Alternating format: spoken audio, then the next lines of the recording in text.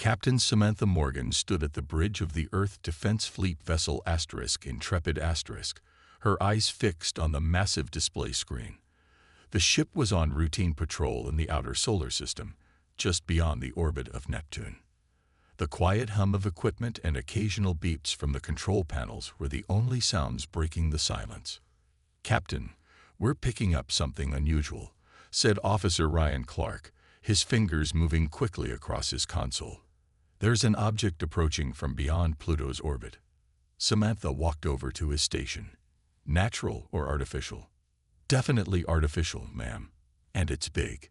Much bigger than anything we've ever built." The bridge crew fell silent as the implications sank in. First contact. After decades of searching the stars, something had found them instead. "Open all communication channels," Samantha ordered. "Standard greeting protocol." Communications Officer Diane Lewis nodded and began transmitting the carefully crafted message that humans had prepared for this moment. A simple greeting in multiple formats. Mathematical sequences, visual representations, and basic linguistic patterns. Minutes stretched into hours with no response. The unknown vessel continued its approach, moving with purpose toward Earth. "Still no answer to our hails," Diane reported, frustration evident in her voice. "They're receiving our transmissions, but they're choosing not to respond." Samantha frowned. This wasn't how first contact was supposed to happen. "Keep trying, and notify Earth Command immediately." The next day, as the alien vessel crossed the orbit of Neptune, a message finally came through. It was short and to the point. "Your territory is now part of the Telrathi Dominion. Prepare for integration." The bridge crew exchanged worried glances. There was no mistaking the intent behind those words. "That doesn't sound like they're here to make friends," Officer Clark muttered. Samantha straightened her uniform. "Send a response. Inform them that Earth is a sovereign planet and they are entering protected space. Request that they maintain their distance until diplomatic channels can be established." The alien ship continued forward without slowing. "They're ignoring us," Diane said, her voice tight with concern. The ship's tactical officer, Ben Martinez, spoke up. "Captain, I'm detecting energy readings consistent with weapon systems. They're not active, but they're there. And they're substantial." Samantha felt a chill run down her spine. She had trained for combat scenarios, but always against human opponents or theoretical simulations. This was something else entirely. Her communication panel lit up with an incoming call from Earth Command. The stern face of Admiral John Hayes appeared on screen. "Captain Morgan, what's the situation up there?" he asked without preamble. "The vessel is still approaching, sir. They've identified themselves as the Telrathi Dominion and claim our territory now belongs to them. They've ignored our requests to maintain distance." The Admiral's expression darkened. "Hold your position, Captain. Do not initiate hostile action, but bring your defensive systems online. We're sending reinforcements your way." "Understood, sir. What about the diplomatic course?" "They're scrambling to put together a proper first contact team," Hayes replied. "But frankly, these aliens don't seem interested in talking." After the communication ended, Samantha turned to her crew. They were watching her, waiting for guidance. Some looked afraid, others determined. All of them understood the weight of this moment. "Bring all defensive systems online," she ordered. "But keep weapons powered down. We don't start this fight, but we will be ready if it comes to us." The Intrepid hummed as shields activated and targeting systems came online. On the main display, the alien vessel grew larger. A dark, angular shape against the stars, bristling with what could only be weapons. Officer Clark looked up from his station, his face pale. "Captain, based on their current trajectory and speed, they'll reach Earth in 5 days." Samantha nodded grimly. "Then we have 5 days to figure this out, or 5 days to prepare for war." As the alien ship drew closer, Samantha couldn't help but wonder if humanity was ready for what was coming. They had fought each other for centuries, but they had never faced something truly alien. Now, that was about to change. 3 days after the first message from the Telrathi, a small shuttle departed from their massive ship. Earth's leaders had agreed to meet with the aliens in Geneva, at the United Earth Government headquarters. Security was tight, with soldiers lining every corridor and fighter jets patrolling the skies above. The Telrathi ambassador, Vorton, was tall and thin with gray-blue skin that seemed to shimmer under the lights. 4 dark eyes were set in a face that reminded many humans of an insect. He moved with precise, calculated steps, flanked by 2 guards whose bodies were partially covered in what looked like natural armor. UN Secretary General Maria Rodriguez stood as the alien delegation entered the room. Her face betrayed no fear, though many felt it. "Welcome to Earth," she said simply. "We hope to resolve our misunderstanding peacefully." Vorton tilted his head slightly. When he spoke, his voice had an odd clicking quality that the translation devices struggled to smooth out. "There is no misunderstanding. The Telrathi Dominion expands. Your world has resources we require. Your species has qualities we wish to study. You will provide both as a tributary system." Lieutenant Peter Collins stood against the wall, watching carefully. As a military attaché, his job was to observe and report back to Defense Command. What he saw troubled him deeply. The aliens showed no interest in negotiation. They simply stated their demands as if refusal was impossible. "Earth is not available for conquest," Secretary General Rodriguez replied firmly. "We are willing to establish trade relations and cultural exchange, but we will not surrender our sovereignty." The reaction from Vorton was subtle but unmistakable. His 4 eyes blinked in sequence, and his posture stiffened. He seemed genuinely surprised by the refusal. "This response is unexpected. All 17 worlds we have contacted have accepted our terms," he said. "Some initially expressed reluctance, but all saw the wisdom of compliance." Collins exchanged glances with his superior, General Frank Winters. The general gave him a small nod, and Collins made a note on his tablet. "Perhaps those worlds were not like Earth," Rodriguez continued. "Humans value their freedom above all else. We will defend it if necessary." Vorton's guards shifted positions slightly, their hands moving closer to the strange devices at their sides that Collins assumed were weapons. "Defense would be futile," Vorton stated. "Our technology is superior. Our numbers are greater. Resistance would only increase the cost to your people." Rodriguez leaned forward. "Yet we will resist, nonetheless. That is something you should understand about humans before you make your next decision." The meeting continued for another hour, with the Telrathi listing their demands in detail. They wanted metals, rare earth elements, and regular shipments of biological specimens for study. In return, they offered what they called protection and limited access to some of their lesser technologies. As the alien delegation finally prepared to leave, Collins noticed something odd about their behavior. The Telrathi seemed puzzled, almost bewildered by the humans' refusal. It was as if the concept of a species choosing conflict over submission was entirely foreign to them. After the aliens departed, Collins approached General Winters. "Sir, did you notice how surprised they were when we said no?" The general nodded grimly. "I did. And what Vorton said about the 17 other worlds. None of them fought back. They've never faced real resistance," Collins said slowly as the realization dawned on him. "They've only conquered people who surrendered immediately." General Winters' expression was dark. "Then they have no idea what they're in for with humans. We need to report this to the Defense Council immediately." As they hurried from the room, Collins couldn't help but think about human history. Thousands of years of conflict and warfare, of strategies and counter-strategies, of victories and defeats that had shaped their species. If the Telrathi had never faced a species that fought back, they were about to learn a harsh lesson about humanity. The aliens had given Earth 3 days to reconsider, 3 days before they would begin what they called the integration process. 3 days to prepare for war. The United Earth Defense Council met in the underground bunker beneath the Rocky Mountains. 20 men and women sat around a large oval table, their faces lit by the glow of screens showing the approaching Xelrathi fleet. More ships had arrived, joining the first one in orbit around Pluto. General Alan Blackwood stood at the head of the table, his weathered face grim. On the wall behind him, images of the alien vessels rotated slowly. "Ladies and gentlemen, we have less than 70 hours before the Xelrathi deadline expires," he said. "Our options are limited, but they do exist."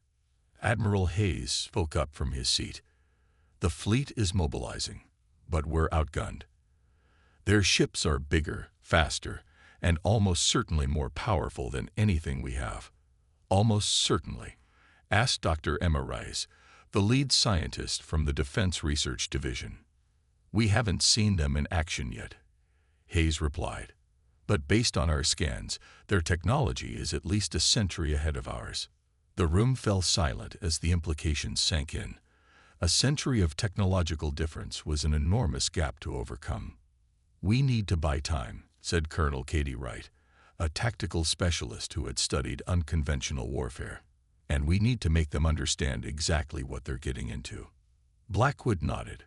"Colonel Wright has prepared our response to the Xelrathi ultimatum.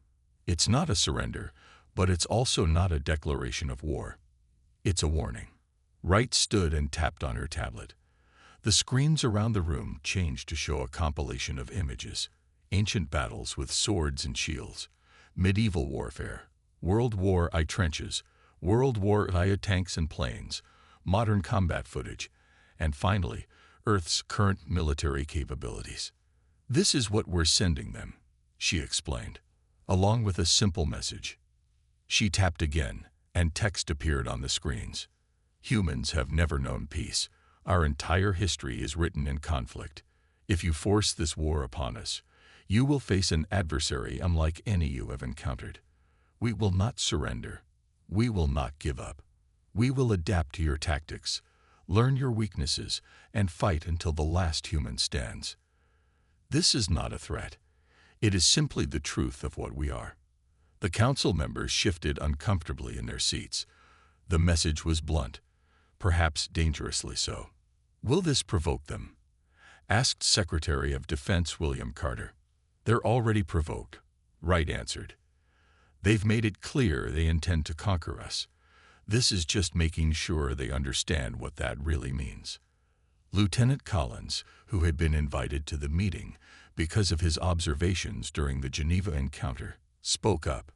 "Based on what I saw, the Xelrathi have no concept of a species that fights back. Their ambassador was genuinely surprised when we refused their terms. I think they need to be educated." Blackwood nodded. "I agree. Send the message, Colonel." Wright tapped her tablet one final time. 3 hours later, the Xelrathi response arrived.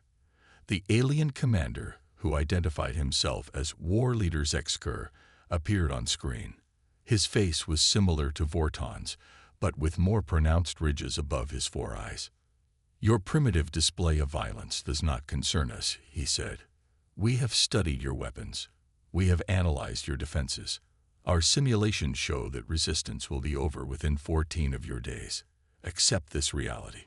After the transmission ended, Admiral Hayes turned to the others. 14 days, he said. "They think they can conquer all of humanity in 2 weeks." General Blackwood's expression hardened. "Then we have 14 days to prove them wrong."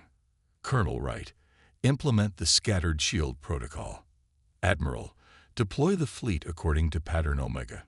Lieutenant Collins, I want you to join Dr. Martins at the Lunar Defense Facility. As the meeting broke up, Dr. Rice approached Blackwood. "They're underestimating us," she said quietly. Blackwood nodded. "That's the one advantage we have. Let's make sure it's enough." The Lunar Defense Research Facility was built into the dark side of the moon, hidden from Earth's view and, hopefully, from alien sensors. Lieutenant Collins arrived there 36 hours after the Defense Council meeting. A small, wiry man in a lab coat met him at the airlock. "Lieutenant Collins, I'm Dr. Jack Martinez. Welcome to Luna Base." He extended his hand, and Collins shook it firmly. General Blackwood sent me. Said you were working on something that might give us an edge. Martinez nodded and led Collins through a series of corridors. We've been studying the Telrathi transmissions. Their communication technology uses an unusual frequency band that our systems weren't designed to detect. But now that we know what to look for. They entered a large room filled with screens and complex equipment. Scientists moved quickly between stations, their faces tense with concentration. We've been listening to their ship-to-ship communications, Martinez continued. They're not encrypting them. Why would they? They never expected us to be able to hear them. Collins felt a spark of hope. What have you learned? Their attack plan. It's oddly rigid. They plan to target our major military installations first, then civilian infrastructure. Standard conquest protocol, they call it. Martinez brought up a map showing red dots where the Telrathi plan to strike. They're not adapting to our specific defenses. It's like they're following a script. Meanwhile, Major Lisa Tran was on Mars Colony, coordinating with the outer settlements. Her job was to prepare a guerrilla defense strategy if Earth fell. We won't have much time once they start their attack, she told the colony leaders via secure video link. Each settlement needs to hide food, water, and weapons. Choose defensible positions. Select your best fighters. One of the colony leaders, a former miner named Greg Powell, looked skeptical. You really think we stand a chance against these aliens, with mining lasers and pressure suits? Lisa's expression was firm. History is full of technologically superior forces being worn down by determined resistance fighters. We don't need to win every battle. We just need to make occupation too costly for them to maintain. Back on Earth, Commander Eric Watson led a small team of 6 soldiers on a daring mission. Their target, a Telrathi scout ship that had landed in the Amazon rainforest, presumably to collect biological samples. Remember, we need the ship intact and at least one alien alive, Watson whispered as they approached the landing site. The alien vessel was smaller than the warships in orbit, about the size of a passenger jet. 2 Telrathi moved around outside, collecting plants and small animals. Watson's team had trained for this mission for the past 24 hours, running simulations based on what little they knew about Telrathi physiology. The aliens appeared to have enhanced vision but poor hearing. The team used this to their advantage, creating a loud distraction 100 yards away while they moved in from downwind. The operation took less than 3 minutes. Both aliens were stunned with specialized electrical weapons designed by Martinez's team. One died from the shock, but the other survived. The team secured the ship. Command, this is Foxhound. Watson reported over his secure comm. Package secured. Returning to base. As all this happened, the Telrathi ships continued their approach. War Leader Zexker watched Earth through the main viewing screen on his command ship. They are preparing defenses, reported his second-in-command. Their ships are moving into position around their planet. Zexker made a dismissive gesture. As expected, our simulations show they will concentrate their forces around their homeworld and major colonies. Once we break through, resistance will collapse. The second-in-command brought up a holographic display showing the human fleet movements. Their pattern is unusual. They seem to be dispersing rather than concentrating. Irrelevant, Zexker replied. No species can stand against the Dominion. Begin the attack sequence at the scheduled time. On the bridge of the Intrepid Asterisk, now positioned near Jupiter, Captain Morgan received new orders from Admiral Hayes. She read them twice, then looked up at her crew. Well, she said with a grim smile, it seems we're about to make history. Prepare for combat maneuvers. And may God help us all. The 72-hour deadline passed. In orbit around Earth, civilians watched the sky with fear and hope as military ships took up their positions. The Telrathi fleet arrived exactly on schedule, dropping out of faster-than-light travel just beyond the moon's orbit. War Leader Zexker stood on the bridge of his command ship, the Dominance Asterisk. He watched the tactical display with satisfaction as 20 Xel'Rethi warships formed up in their standard attack pattern. "Begin the conquest protocol," he ordered. "Target their orbital defense platforms first." On Earth, Admiral Hayes watched from the underground command center as the alien ships advanced. The room was silent except for the beeping of equipment and the quiet voice of a communications officer relaying updates. "They're forming up exactly as Dr. Martinez predicted," the tactical officer said. "Standard approach vector, targeting our visible defense systems." Hayes nodded. "And our actual defense grid." "Still dark, sir.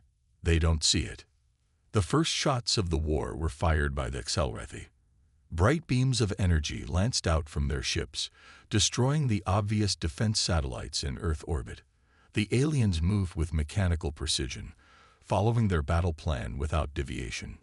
"Sir, they're ignoring the civilian stations," reported the tactical officer, "only targeting military assets."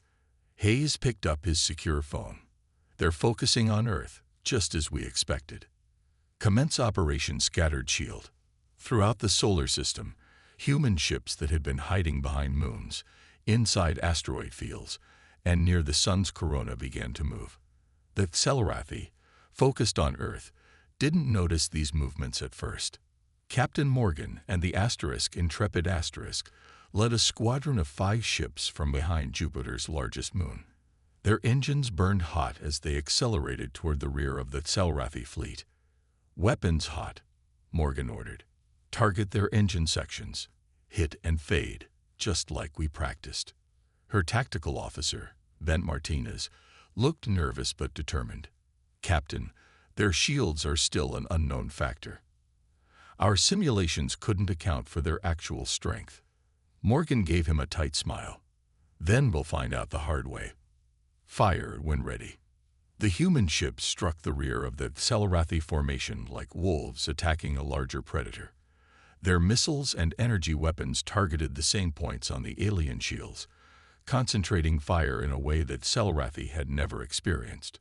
On the Dominance Asterisk, alarms blared as damage reports came in. "We are under attack from behind," shouted a Xel'Rethi officer, his voice showing rare emotion. 3 ships are reporting shield failures." Zexker turned from the main display, his 4 eyes blinking rapidly in confusion. "Impossible. Where did they come from?" The humans were supposed to concentrate their defenses around their homeworld. The second-in-command brought up a new tactical display. "They appear to have hidden ships throughout the system. They're attacking from multiple vectors." Zexker struggled to process this information. The conquest protocol didn't account for such tactics. Every species they had encountered before had protected their homeworld at all costs, making them predictable and easy to defeat. "Adapt the formation," he ordered finally. "Protect our flanks." But the Xel'Rethi ships, trained to follow strict battle protocols, struggled to reorganize. Their rigid command structure wasn't designed for rapid adaptation. As Morgan's squadron struck, and then quickly retreated, other human forces attacked from different directions. Earth's apparent vulnerability had been a trap, pulling the Xel'Rethi into a position where they could be attacked from all sides. Admiral Hayes watched the battle unfold with grim satisfaction. "The first rule of warfare," he said quietly.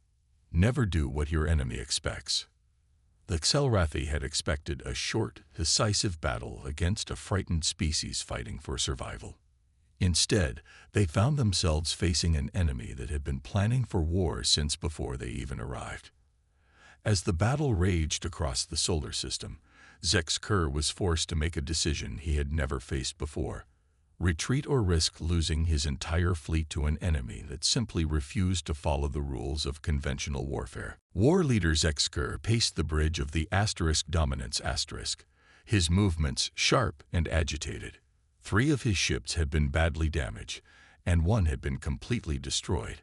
Nothing in his long career had prepared him for this kind of resistance. "Send a message to the High Command," he ordered.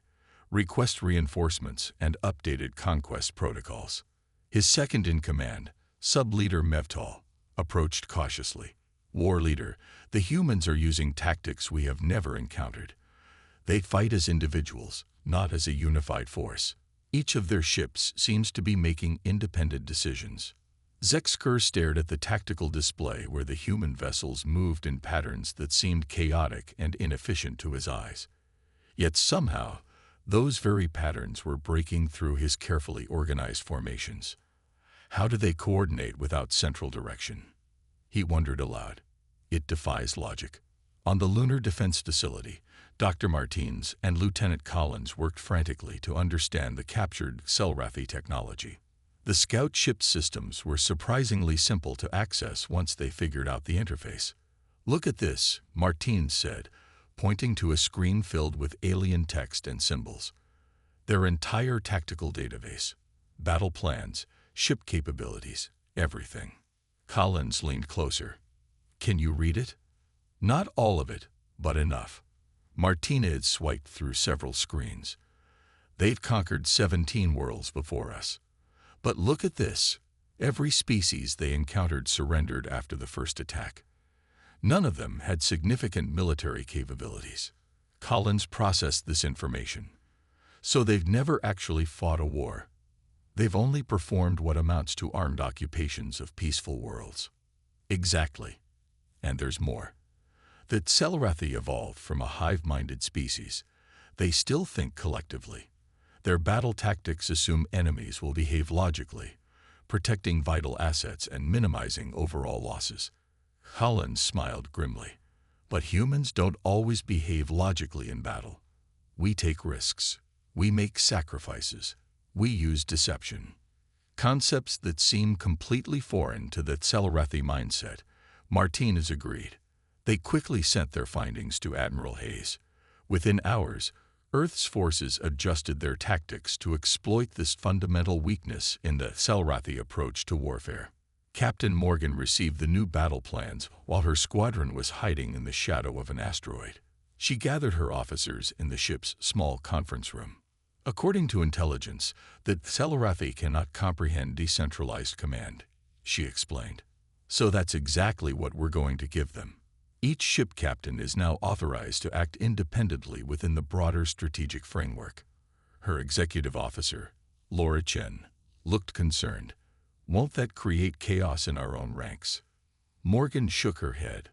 "We've trained for this. Every captain in this fleet knows how to think on their feet. The Selrathi haven't. Their rigid hierarchy is their weakness, and our flexibility is our strength."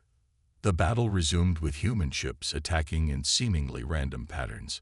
Some launched frontal assaults while others performed hit-and-run strikes. Some targeted weapon systems while others focused on engines or sensors. To the Selrathi, it appeared completely chaotic. In the asteroid belt, Major Tran led a small fleet of mining ships converted to carry weapons. They used the asteroids for cover, emerging to strike, and then disappearing again before the Selrathi could respond. On Mars, Greg Powell and his miners used modified drilling equipment to create booby traps around valuable resources that the aliens might target. Even civilian ships joined the fight, carrying messages when communications were jammed or evacuating wounded from damaged military vessels.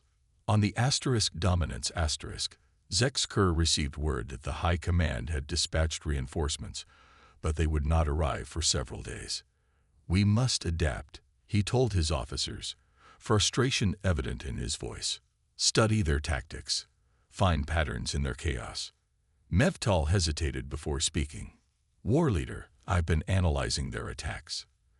There is something disturbing about them. The humans appear to be enjoying this conflict. They take risks no rational species would consider. It's as if they were born for war." Zexker stared at the tactical display where another Selrathi ship was reporting heavy damage. For the first time in his life, he felt something alien to his species: doubt. 5 days into the war, General Blackwood initiated Operation Thunderbolt. It wasn't just a military strategy, but a combination of tactics drawing on thousands of years of human warfare. As the plan unfolded, the Selrathi found themselves facing an enemy that seemed to be everywhere at once. "They're targeting our communication relays," reported Mev Tal aboard the Dominance Asterisk. 3 of our ships can no longer receive direct orders. Zexker had never encountered such a situation. In Selrethi warfare, communication was sacred. Cutting off ships from the command structure was unthinkable because it went against their very nature as a collective species. Order all ships to fall back and regroup, he commanded. We need to establish a defensive perimeter. But as the Selrethi fleet began to withdraw, human ships pressed the attack. They didn't follow the retreating aliens in a direct pursuit as expected. Instead, they split into smaller groups, some continuing to harass the withdrawing ships, while others moved to cut off their retreat paths. In Earth's command center, Admiral Hayes watched the battle unfold. The Selrethi are predictable, he told his staff. They expect us to either press forward in full force or withdraw completely. They don't understand tactical diversity. Captain Morgan's Intrepid led a particularly daring assault. Her ship accelerated directly toward a Selrethi cruiser, weapons firing continuously. They're not adjusting their shields, noted Tactical Officer Martinez. They still have the same power distribution as when we first engage. Morgan nodded. They don't adapt quickly enough. Target their port energy conduits, full power. The Intrepid fired all weapons at a single point on the alien ship. The concentrated attack overwhelmed the shields, and the Selrethi cruiser listed to one side as internal explosions tore through its hull. Break off and find another target, Morgan ordered. Her ship veered away sharply, already seeking its next objective. On the lunar base, Dr. Martinez made another breakthrough with the captured Selrethi technology. He rushed into the command center, where Lieutenant Collins was coordinating with Earth forces. I've cracked their communication encryption, Martinez announced breathlessly. We can now listen to all their ship-to-ship transmissions in real time. Collins immediately contacted Admiral Hayes, who ordered the new information distributed to all fleet commanders. Now human forces could anticipate Selrethi movements before they happened. Meanwhile, Colonel Wright implemented the psychological aspect of Operation Thunderbolt. Human ships began broadcasting on Selrethi frequencies, playing sounds that the alien psychology found disturbing. Chaotic music, multiple voices speaking at once, recordings of laughter and shouting. Their society values order and harmony, Wright explained to her team. Chaos is literally painful to their psyche. The effect was immediate. Selrethi ship movements became less coordinated as their crews struggled to function amid the psychological assault. War leader Zexker ordered all receivers shut down, but the damage was done. For the first time in recorded Selrethi history, a battle group was in disarray. How do they know? He demanded of his officers. How do they know exactly how to hurt us? No one had an answer. The humans seemed to be learning and adapting at an impossible rate, finding new weaknesses to exploit each day. In the asteroid belt, major transmining ships executed a maneuver that would have been considered suicidal by Selrethi standards. They deliberately caused a chain reaction of explosions in a dense asteroid field, creating a wave of debris that engulfed 3 alien vessels. Humans are crazy, muttered one of her pilots as they watched the Selrethi ships tumble out of control. Crazy works, Tran replied simply. By the end of the 7th day, the Selrethi had lost 9 ships destroyed and 7 more heavily damaged. Not a single human capital ship had been destroyed, though many had sustained damage. In his private chamber, War Leader Zexker reviewed the battle recordings again and again, trying to understand what was happening. The High Command was demanding explanations for his failure to subdue what should have been a technologically inferior species. They should have surrendered, he whispered to himself. Why didn't they surrender like the others? On the 10th day of the war, the Selrethi reinforcements arrived. 5 massive warships that dwarfed even the Dominance *. Under normal circumstances, this would have been enough to crush any resistance. But these were not normal circumstances. War Leader Zexker welcomed High Commander Voxrath aboard the Dominance * with less confidence than he would have liked. The High Commander was the oldest living Selrethi, his skin pale and his movements slow but deliberate. "Explain your failure," Voxrath demanded without preamble. Zexker bowed his head. "The humans do not fight like any species we have encountered. They do not follow logical battle patterns. They take risks that no rational beings would consider. They seem to enjoy combat." Voxrath's four eyes narrowed. "Irrelevant. With our combined forces, we will overwhelm them. Begin the final assault." But even as the reinforced Selrathi fleet prepared to attack, Admiral Hayes and General Blackwood were implementing the final phase of Operation Thunderbolt. Human ships that had been hiding in the outer solar system now moved inward. The Lunar Defense Facility activated a weapon system based on the captured Selrathi technology, a device that could disrupt the aliens' shield harmonics. The battle near Jupiter became the decisive engagement of the war. Captain Morgan's intrepid now leading a squadron of 10 ships, faced 3 of the massive Selrathi reinforcement vessels. "Remember, they're bigger but not smarter," Morgan told her crew. "Hit their shield generators first, then engines, then weapons. In that order." The human ships moved in complex patterns, never attacking from the same direction twice. Each ship captain made independent decisions while working toward the common goal. It was a form of warfare that Selrathi couldn't comprehend: organized chaos. As the battle raged, Zexker watched in growing horror as 2 of the reinforcement ships reported critical damage. The humans were adapting to the new Selrathi vessels even faster than they had to the original fleet. "High Commander," he said, turning to Voxrath, "we must consider a strategic withdrawal. These humans—" "No," Voxrath interrupted. "The Dominion does not retreat." But an hour later, as a 3rd reinforcement ship exploded in a brilliant flash of light, even Voxrath couldn't deny the reality of their situation. For the first time in the history of the Selrathi Dominion, they were losing a war. "Send the signal," Voxrath finally ordered, his voice heavy with disbelief. "Request ceasefire negotiations." 3 days later, Vortan returned to the United Earth Government headquarters in Geneva.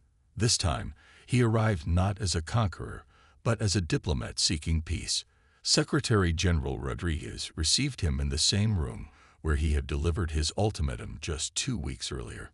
"The Selrathi Dominion proposes an end to hostilities," Vortan stated, his usual confidence replaced by a subdued tone. "We recognize Earth's sovereignty and withdraw all claims to your territory." Rodriguez kept her expression neutral. "What changed your minds, Ambassador?" Vortan hesitated before answering. "We conquered worlds that knew only peace, species that had evolved beyond conflict or never developed it. We never faced a species born in conflict, tempered by war." He looked directly at her. "You warned us. We should have listened." The peace treaty was signed the following day. As the Selrathi fleet prepared to depart Earth's solar system, Admiral Hayes and Captain Morgan stood together in the observation deck of Earth's orbital station. "Do you think they'll be back?" Morgan asked, watching the alien ships grow smaller in the distance. Hayes shook his head. "I doubt it. They learned a valuable lesson about humanity, one they won't forget." Lieutenant Collins joined them, carrying a datapad. "Intelligence reports that Selrathi have added a special note to their records about Earth. Apparently, we're now classified as extremely dangerous. Approach with caution." The 3 officers shared a quiet laugh. Humanity hadn't wanted this war, hadn't sought this conflict. But when pushed, they had proven what they had known about themselves all along, that their long history of fighting each other had prepared them, in an ironic way, to defend themselves against the stars. As the last Selrathi ship disappeared from view, Morgan turned away from the window. "Back to work," she said. "There's a whole galaxy out there, and something tells me we've only just introduced ourselves."